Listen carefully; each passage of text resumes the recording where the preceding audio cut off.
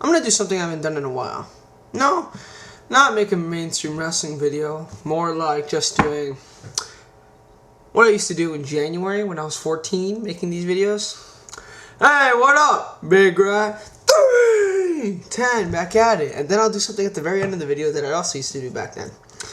For my very old subscribers who stuck with me on my old account, that's BigRat310 for those who want to see it, which is my Skype ID. Those videos are pretty bad, looking back on them now. But if you want to see me as a kid with no voice, cheeks up to here, go ahead, take a look at it. Okay, but that's not what this is for. I haven't made many mainstream wrestling videos lately. Reason for that being purely because I'm just trying to get through my old ROH DVDs from Black Friday. And actually, no, not Black Friday, eBay. I bought these are all ROH DVDs I've purchased on eBay since like December. Then I just waited till I saw all my DVDs for my Black Friday order.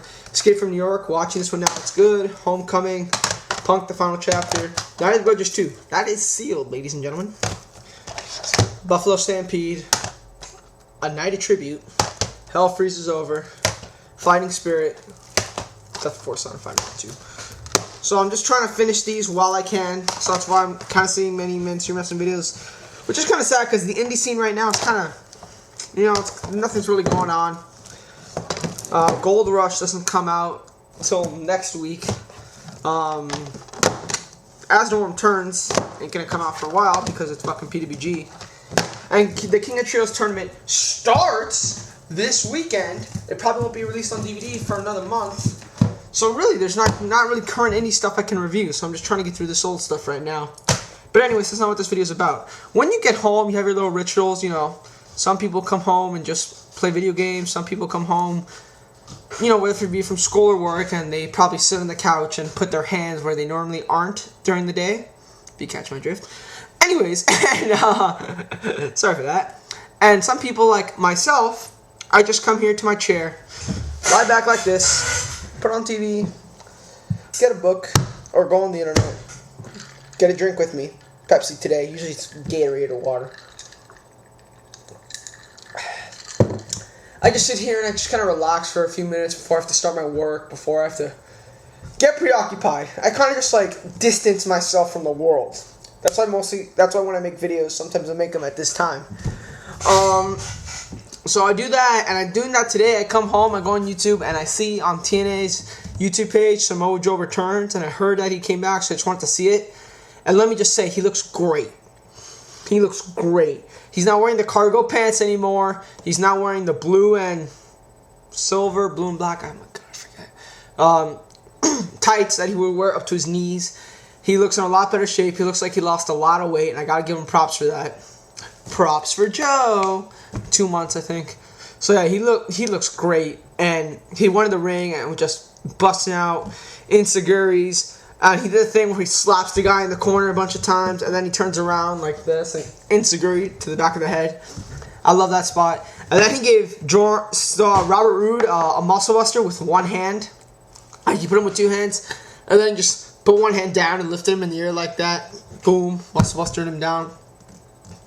I gotta say, he looks great. He looks a lot better than what he used to be in TNA for all of 2009.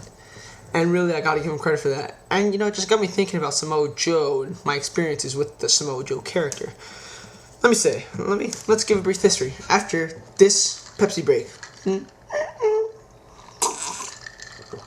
Okay, as you all know, I started watching TNA in 2004. Took a break from it because it was just too expensive to pay for the pay-per-views every week, which is what I had to do. Yeah. Then in 2006, my brother, in a hotel in Canada, was surfing the channels, and he found the Dudley Boys. And we used to be big fans of the Dudley Boys when we were young, in like 2002. And he told me TNA is on free TV now. So I checked it out, and I started watching regularly. And the first pay-per-view that I saw that they were building to was Victory Road 2006, where Joe was in the main event. They were kind of like really pushing Joe, making him be this big deal. I started looking at him, and I started really liking him. I started enjoying him in the ring. I bought a lot of old DVDs, and I really enjoyed Joe's work. You know, from like Victory Road through Turning Point, I bought I think all the 2005 TNA DVDs. I'm not kidding. And the two they did in 2004. So then, so Joe did that, and then Kurt Angle came in and started feuding with Joe, making me love Joe even more. He had the thing with Christian Cage where I desperately wanted Joe to win the strap. Never did, unfortunately. Lethal Lockdown, King of the Mountain, all these great matches, and Joe, I just kept loving more and more and more. I became obsessed with Joe. From the 2005 stuff I saw, you know, my God, his matches with Chris Sabin, with Christopher Daniels, with AJ Styles, the Unbreakable 3-Way, the 3-Way at Against All Odds, which is underrated, the 3-Way at Destination X, and an Ultimate X match, which is massively underrated. I really love that match. Well, maybe it's because I wanted to see it for such a long time, and TNA practically refused to release it on DVD. But yeah, I really loved Joe's career. And I really liked learning more about Joe. And he became my favorite wrestler in TNA once AJ Styles turned heel.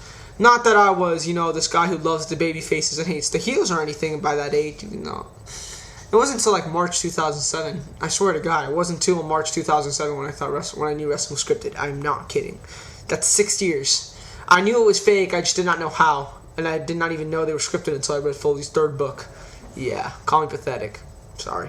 That's how I am. So yeah, I just didn't like where they were going with him. They made AJ look like a bitch. He looked like Christian Cage's sidekick.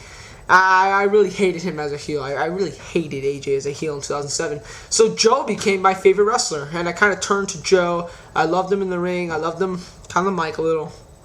And I loved what he could do. And when he won it, I ordered Hard Justice 2007. I'd ordered exactly 2 TNA pay-per-views before that. I ordered Bound for Glory 2006, where I only saw the last 3 matches because I fucking couldn't get the order right because TNA didn't put their pay-per-views on the main page of whatever cable company that was hosting it. You had to call. It took me an hour calling with several different people until I finally got it.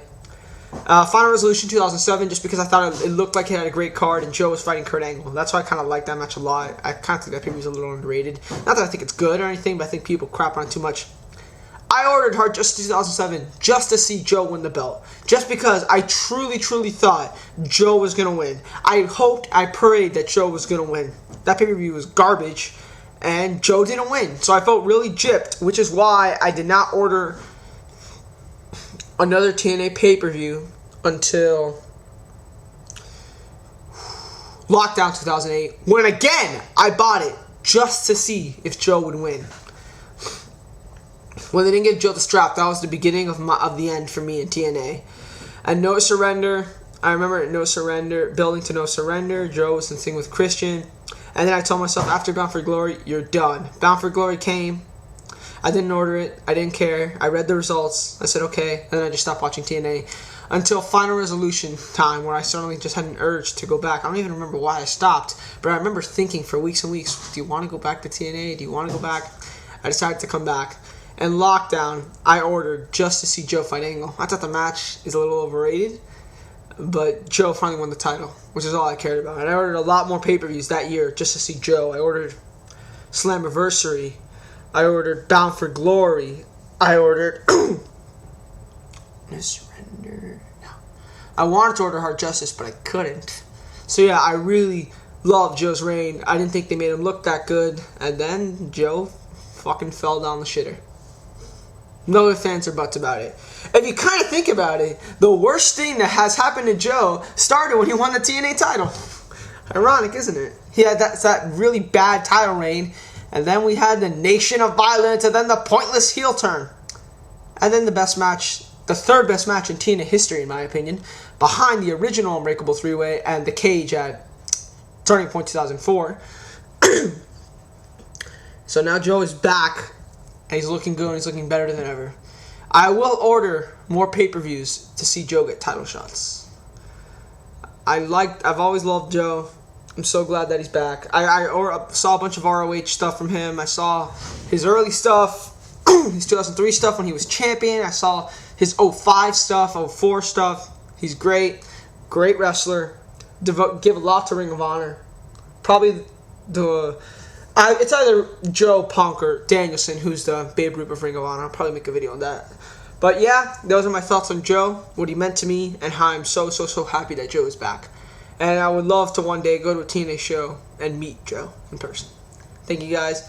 I'm Big Red 310. Hope you enjoyed this mainstream wrestling video, and I'm out. Peace.